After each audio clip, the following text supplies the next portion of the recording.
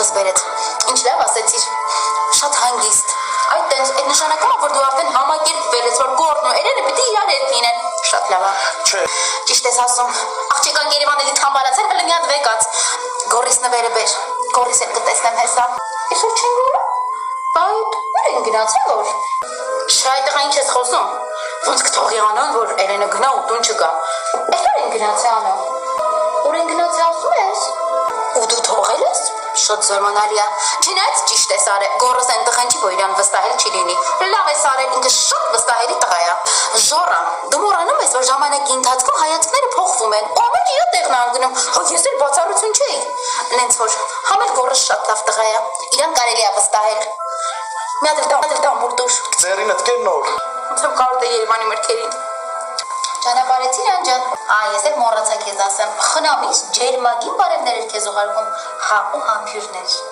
Չէ ինչի։ Մսյանո, որ դու այդ տեսակ տղամարդուն ձեռքից բաց թողեցիր։ Այդ նշանակում է դու այնքան դժվարությունների միջով պիտի անցնես, ու այդ հələ քեզ քիչ է քեզ հասնում է։ Այդ գնիկ։ Ո՞նց քիչ է որ դու չունես։ Որ Սլավային առնեիր, ախր 1000 լամոջը թող կունենայիր քո համար։ Ոնց կողներ չէ։ Հա, տենց դու սիրում ես տանջվես։